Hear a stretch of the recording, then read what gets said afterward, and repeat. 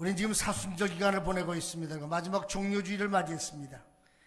사순절은 주님의 고난에 동참하며 주님의 고난을 의미하는 깊이 묵상하는 그런 절기입니다. 여러분이 아시는 것처럼 종료주의는 예수님이 영광의 자리를 얻기 위해서 올라가시는 것이 아니라 죽기 위해서 예루살렘에 들어가신 날입니다. 죽기 위해서. 그런데 사람들 모습을 보면은 옷을 벗어서 길바닥에 깔고 종려가지를 흔들면서 호산나 찬송하리로다 하면서 아주 태대적으로 정말 대단한 환영 행사가 벌어졌습니다. 만일에 사람들이 조금만 그동안 외주신 예수님의 말씀에 조금만 유의가 들었더라면 그게 난리를 피고 환영할 일이 아닙니다. 오히려 애곡해도 모자랄 시간입니다. 근데 그들이 그동안 하신 예수님의 말씀을 귀담아 듣지 않고 오히려 자기들이 듣고 싶은 소리만 들었고 자기들이 원하는 것만 구했습니다. 때문에 예수님이 십자가에 달리는 걸 보면서 너무나 그들은 실망하고 그들은 마음이 다 떠나버려서 예수님을 떠나버리고 말았습니다. 변질해버렸습니다. 여러분들 신앙생활의 승리의 비결이 뭐라고 생각하십니까? 여러 가지 있겠죠. 그러나 정말 신앙생활을 잘하려고 하면은 말씀을 잘 들어야 돼. 잘 듣는다는 건 제대로 들어야 돼. 제대로 듣는다는 건 말귀를 알아들어야 돼. 목사는 아하는데 어라고 알아들으면 안 되셨습니까? 주님은 아라고 말씀도 어라고 알아들으면 안 돼. 말귀를 알아들어야 돼. 그 말귀를 알아듣고 그 말씀대로 순종해 살면 되는 거예요. 성경 66권 다 몰라도 괜찮아요. 말씀을 들려 그 말씀을 잘 듣고 그 말씀이 무슨 의미가 있는지를 해석하고 그 말씀대로 사는 것. 전 여러분들이 앞으로 들려지는 말씀을 잘 듣기를 바랍니다. 그리고 그 말씀에 순종하는 성도가 되길 주 이름으로 축원의 말씀을 드립니다. 그럼에도 불구하고 우리는 어느 순간 말씀과 관계가 없는 종교인의 삶을 살고 있는 우리들의 현주소를 발견하게 됩니다. 신앙생활의 말씀을 따라 살아가는 삶을 말하고 말씀에 대한 태도에 따라서 우리가 복된 인생을 살기도 하고 저주받는 삶을 살기도 한다는 사실을 우리 잊고 살아가요.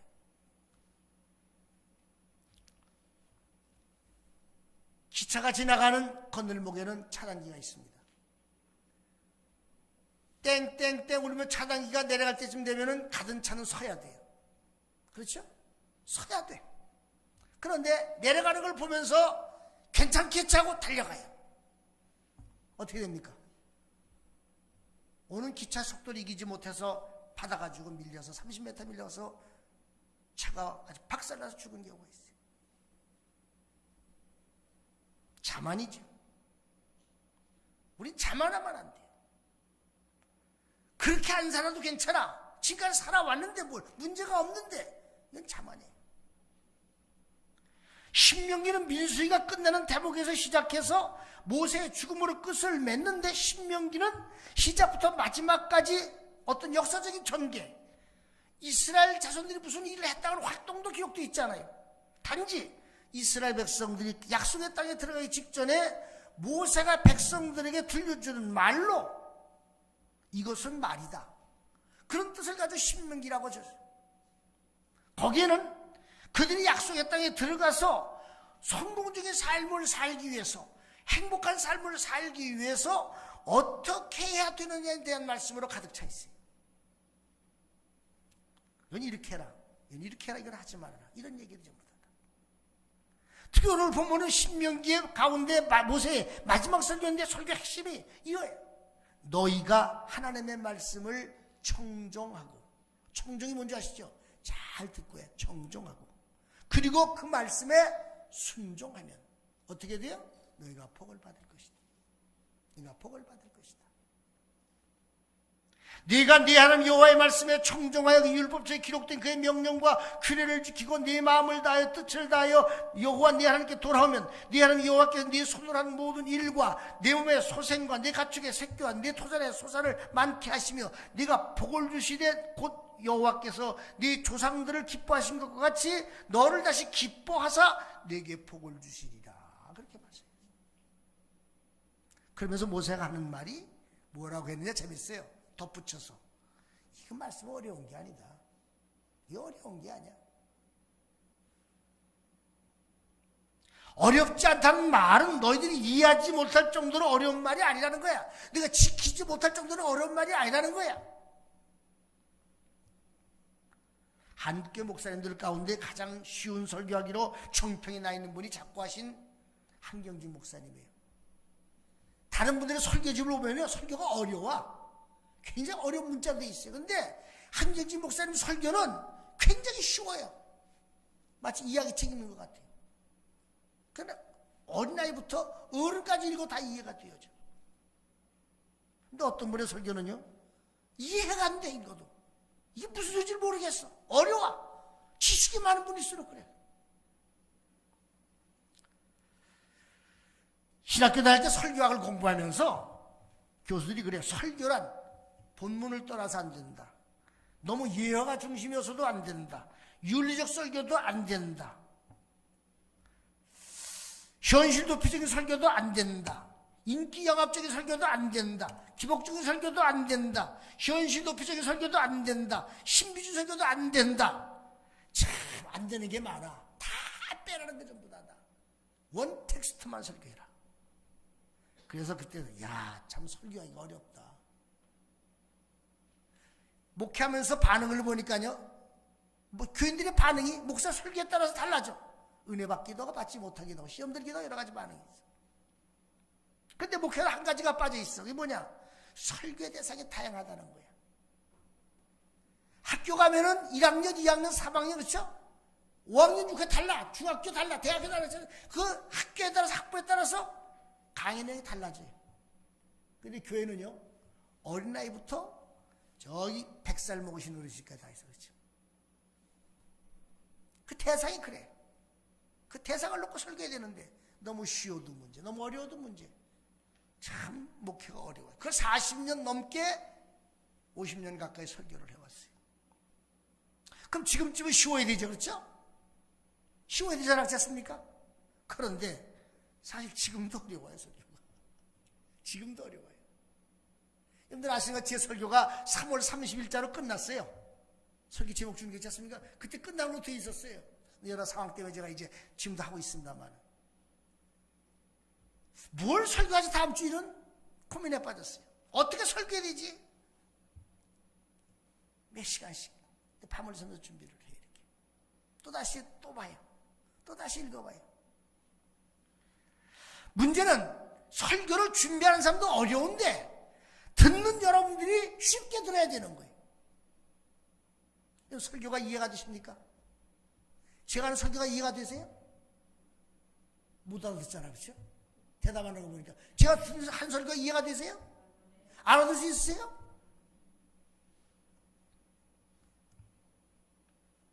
모세는 신명기 하나님의 말씀은 하늘에 있는 것도 아니고 하늘 바깥에 있는 것도 아니고 바다 바깥에 있는 것도 아니고 아주 가까운 데 있다. 가까운 데 있다는 말은 성경 내용이 우리의 생활과 밀접한 관계가 있다는 말. 이 말씀은 설교 내용 추상적인 것도 안 되고 관념적인 것도 안 되고 우리의 생활 속에 실천할 수 있는 것이 되어야 한다는 겁니다. 한 예로 구약의 잠언을 보세요. 성경 66 제일 쉬운 게 잠언이야. 초신자들에게 오면은요, 잠언부터 읽으라 그래. 얼마나 쉬운지 뭘 이야기했지 않습니까? 얼마나 쉬워요. 얼마나 구체적이야. 얼마나 실제적이야. 당장 생활에 적용할 수 있는 것들이에요. 14절에 보니까 그래서 이렇게 말해. 오직 그 말씀이 내게 매우 가까워서 내 입에 있다. 내 마음에 있다. 사도 바울은 로마서 10장에서 오늘 본문은 그대로 인용합니다. 이 말을 설교자가 설교를 듣는 일도 힘들고 준비하는 일도 힘들지만 설교 듣는 사람도 그 말씀을 들을 때에 마음에 두고 입에 두어야 된다. 그리고 다시 그 입을 통해서 되새김질해가지고 다시 나갈 수 있도록 그렇게 한다는 거예요. 제가 오라면 우리 얘기할게요. 수아 얘기를. 이 아이가 재밌는 게 뭐냐, 학교에서 배운 것을 지 할머니 앞에서 그대로 반복을 해. 야, 1시간도 할머니 앉혀놓고요, 할머니 앞에서 가르쳐. 할머니를 가르쳐. 근데 가르치면서 짓게 돼. 야, 똑똑해요. 왜냐면 남을 가르치면 되면 자기가 습득을 해야 돼. 되새김질 해야 돼. 그대로 가르치는 거예요. 이렇다고 생각해요. 말씀을 내가 들을 때 내 것으로 만들어야지만 남에게 가르칠 수 있고 남에게 전할 수 있는 거예요. 쉬워야 된다는 거예요. 그런데 우리가 말씀을 대하는 태도를 한번 보세요. 얼마나 말씀을 멀리하고 살아가는지. 요즘은 이게 있으면서 성경도 안 가져오는 분들이 꽤 많아요. 성경 봅시다 그러면 어떻게 해요? 이렇게 봐요. 이렇게 봐. 혹시 그런 분 계세요 지금도? 옛날에 후탁교회라고 하죠. 후탁교회. 들어보시죠. 후탁교회. 네?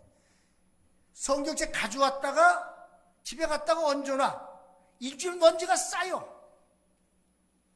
야, 제가 이삿짐을 정리하러 보니까는요, 방에 먼지가 다 이렇게, 책도 이렇게 먼지가 다 이렇게 쌓여서 보다 어디서 기어들어왔는지 산처럼 쌓여있어. 일주일만 성경 놔보세요. 먼지가 쌓여. 그럼 어떻게? 예? 이게 후탁이야. 일주일에 한 번만 만지는 책. 이런 게. 그래서 성경 끼고 와요. 또 갔다가 풀어.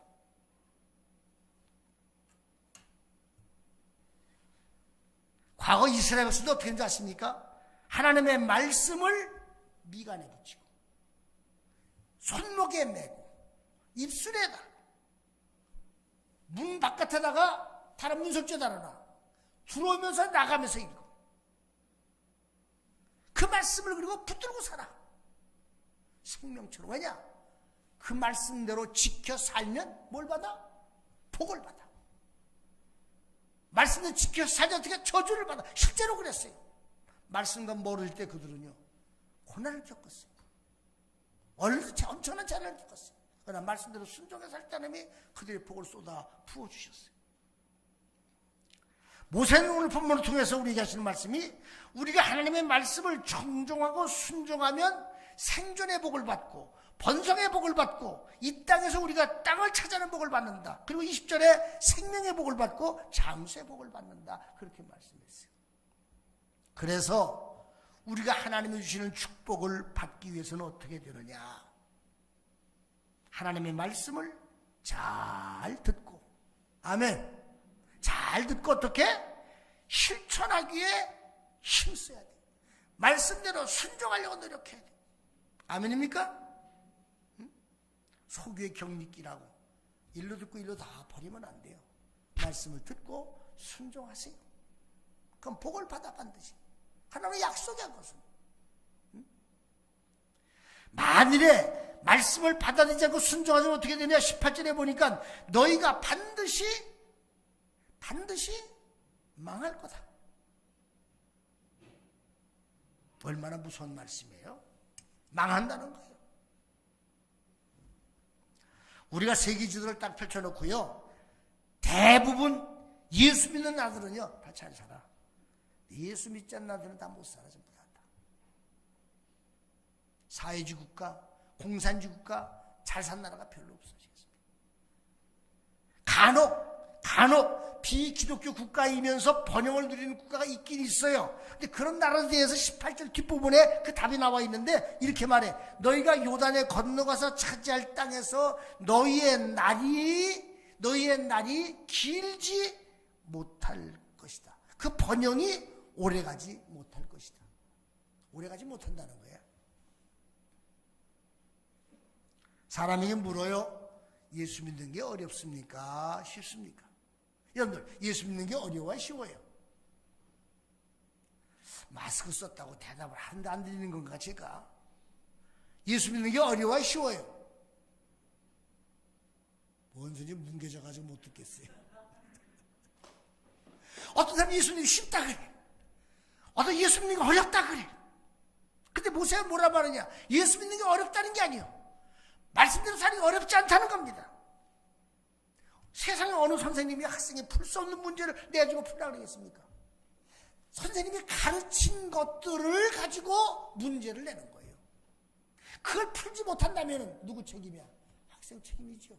공부 안 하는 거예요. 복습 안 하는 거예요.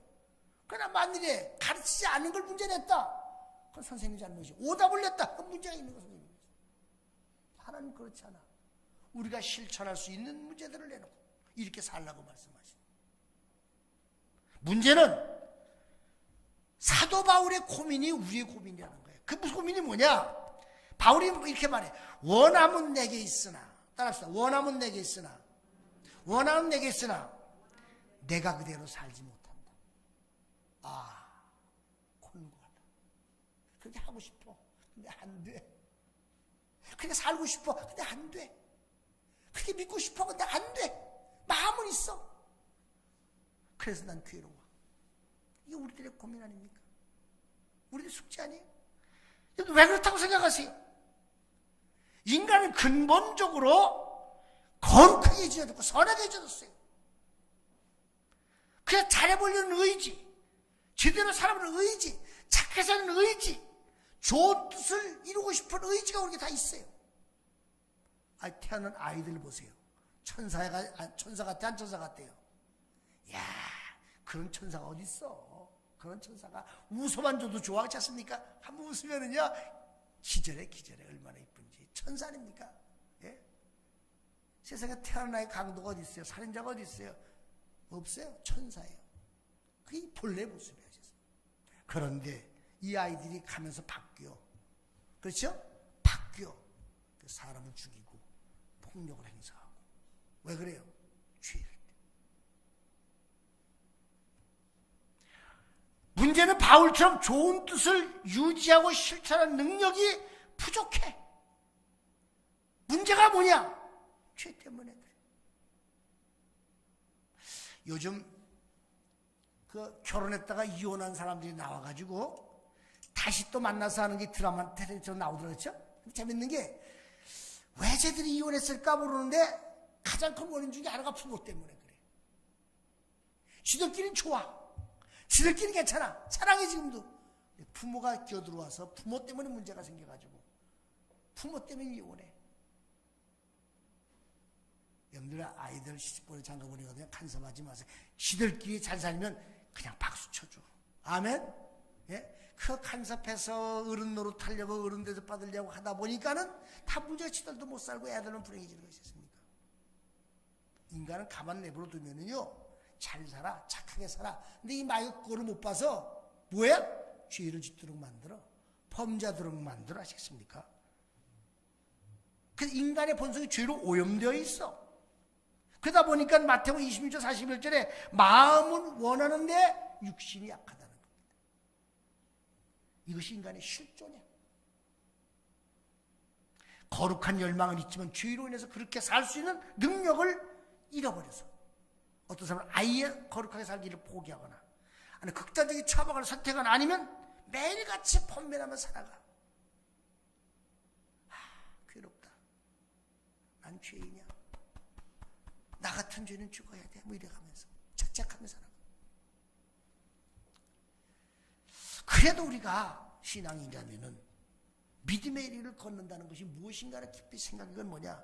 거룩하게 살기를 열망하고 그렇게 살도록 끊임없이 노력해야 돼. 넘어져도 다시 일어나서 어떻게 하면 그렇게 살 수 있을까? 이스라엘 백성은 40년 광야 생활을 마치고 이제 가나안 땅 약속의 땅으로 들어갈 준비라고 해서 그때 모세가 약속의 땅에 들어가 살아야 할 이스라엘 백성들에게 그들이 약속의 땅 가나안에 들어가 지켜야 되는 계명을 전해주면서 그 계명을 전달해 준 다음에 결론처럼 붙인 말이 뭐냐면은 내가 내린 이 명령은 너희들이 실천하기 어려운 명령도 아니고 당신의 능력이 결코 미치지 못하는 것도 아니라는 걸 할 수 있다는 거야. 반드시 지키라는 거야. 물어봅시다. 사람이 미워하고 사는 게 행복해요? 사랑하며 사는 게 행복해요? 미워하며 사는 게 행복해요? 사랑하며 사는 게 행복해요? 사랑하며 살 수 있어요? 없어요? 대답을 안 하세요? 사랑하며 사는 게 행복한 줄 알아요. 근데 우리는 미워하며 살아요. 죄 때문에 그래요. 나누고 사는 게 좋은 줄 알아요. 근데 움켜쥐고 살아요. 욕심이란 죄 때문에 그래요. 악착같이 보는 것보다 나누는 게 좋아요. 행복해요. 왜 못해? 탐욕 때문에 그래요. 우리가 스스로 신이로 사는 것보다 낮춰서 겸손하게 사는 게 더 자연스럽고 행복해요. 그런데 왜 그렇게 못하느냐? 자존심이란 죄 때문에. 그렇게 살기 위해서는요, 고차원의 학문이 필요한 것도 아니고 뭐 신비한 계시가 필요한 것도 아니고 보통의 지식과 상식만 있으면 누구나 충분히 이해할 수 있고 또한 그렇게 살아갈 수 있는 것이야. 문제는 하나님의 명령이 아니라 지켜야겠다는 우리의 마음이 문제라고 성경은 말합니다. 우리가 하나님 주신 성품대로만 살아간다면 우리는 율법 필요 없을지도 모르. 착하게 사는 사람이 법이 뭐하러 필요합니까? 그래서 법 없어 산다는 말을 해요. 근데 문제는 불행하게도 첫사람 아담과 하와가 순종이냐 불순종이냐 해서 뭘 선택했느냐? 불순종으로 선택하고 따먹지 말라는 선악과를 따먹음으로 말미암아 죄가 우리 속에 들어와서 우리가 타락함으로 인해서 우리 본성이 흐려져 버렸어. 이 죄가 나를 지배하고 살아가는 겁니다. 그래서 하나님의 능력, 하나님의 거룩하게 살아갈 능력을 잃어버리고 마는 겁니다. 로버트 폴검이라는 사람이 쓴 책 가운데 내가 정말 알아야 할 모든 것은 유치원에서 이미 배웠다 그런 책이 있어요. 여기서 폴검이 이렇게 말해요. 인생에 있어 가장 중요한 교훈들은 대학이라는 상아탑에서 배우는 게 아니고 유치원에서 배우는 거다. 우리 어머니들 옛날에 초등학교도 못 나왔어요. 저희 어머니도 초등학교 다니다가 마셨어요. 어떤 분은요 초등학교 근처도 못 가가지고요 자기 이름도 못 쓰는 어르신들이 계세요. 나이 70 가서 글씨를 배워 자기 이름을 쓰고 너무 좋아하는 걸 봤어요. 근데 그분들이요 자녀들 다 훌륭하게 키워냈어요. 전부 다.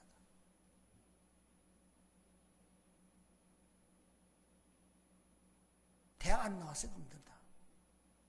요즘 대학 나오면 더 애들 못 키워요. 더 이혼자죠. 가정문이 폭력이 더 생기고.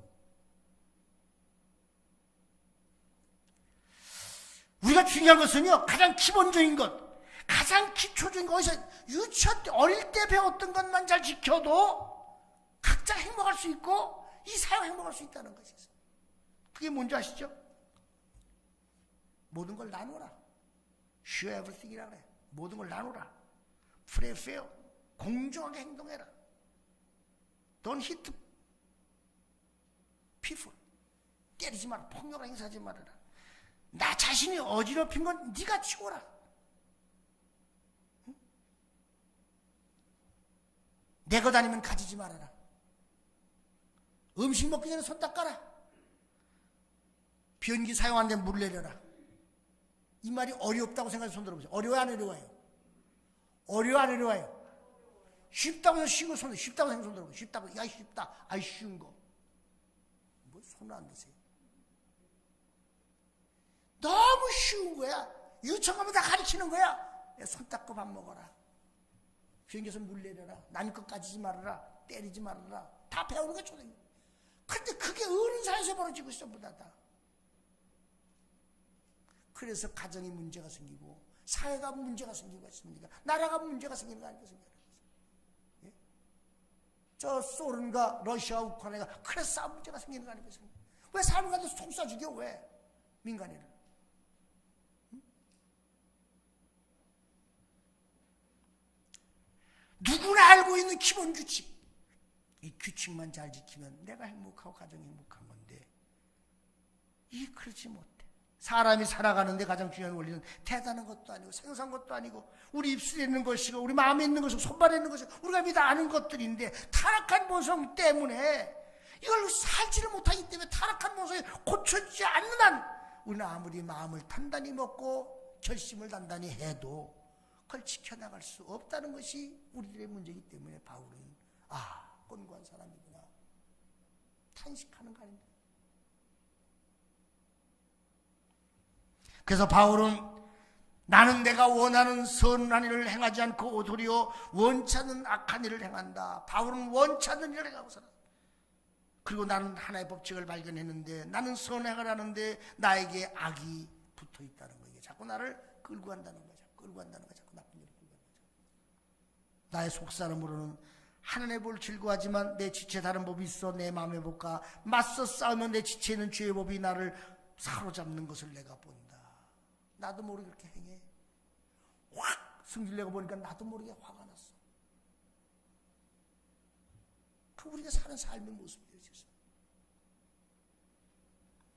이렇게 매일매일의 갈등과 고통 속에 살던 사도 바울이 획기적인 사건이 벌어집니다. 다메섹 도상으로다가 예수 믿는 사람들을 잡아 죽이러 가다가 부활하신 예수는 만나요. 그 뒤집어집니다. 그래서 변화가 됩니다. 거기서 새 사람이 됩니다. 이렇게 말해. 그는 이전 것은 지나갔으나 새 것이 되었도다. 그리고 그때부터는 그는 거룩한 삶을 살아가고 말씀의 삶을 살아가면서 말씀을 지키며 살아가는 거예요. 그 예수 안에서 옛사람 십자가 못 박아버리고 새 사람으로 다시 태어났습니다. 성령의 사람으로, 거듭난 사람으로, 중생한 사람으로 그의 본성을 새로 지어받았으면 더 이상 그는 육신의 정욕대로 살지 않고 새 사람의 거룩한 뜻을 살아가면서 더 이상 율법이 불편하지가 않아. 말씀으로 사는 게 더 이상 힘들지가 않아. 나는 기쁘다. 난 즐겁다. 난 행복하다. 그러면서 교인들이 하는 말이 항상 기뻐하십시오. 쉬지 말고 기도하 범사에 감사하십시오. 이것이 그리스도가 우리를 향한 뜻입니다라고 고백하지 않습니까? 그러면서 하는 말이 여러분 내가 주님을 본받는 자가 된 것처럼 여러분도 나를 본받는 자가 되십시오. 아멘입니까? 이렇게 바울이 바뀌었어. 이게 달라졌어. 마태복음 11장 28절 30절 이렇게 말해. 수고하고 무거운 짐 자들아 다 내게로 오너라. 내가 너를 쉬게 하겠다. 나는 마음이 온유하고 겸손해 내 멍에를 메고 나한테 배우라. 그리하면 너희 마음이 쉼을 얻을 것이다. 내 멍에는 편하고 내 짐은 가볍다. 내 멍에는 편하고 내 짐은 가볍다는 겁니다. 우리 육신이 입은 존재고 우리는 죄성 완전히 죽지 않았고 악한 혹시라도 우리를 넘어뜨릴 죄를 엿보고 있기 때문에 우리가 믿음으로 살려고 애를 써도 항상 우리는 유혹 앞에 있는. 그래서 우리가 이만하면 됐다 라고 하는 순간에 우리는 넘어지는 거예요. 영적인 방심과 영적 교만은 치명적인 약점으로 이렇게 다가오고 마는 거예요. 그래서 항상 우리 깨어서 기도해야 돼. 깨어서 기도해야 돼. 그래야 우리가 주님과 동행함이 금이 가지 않아요.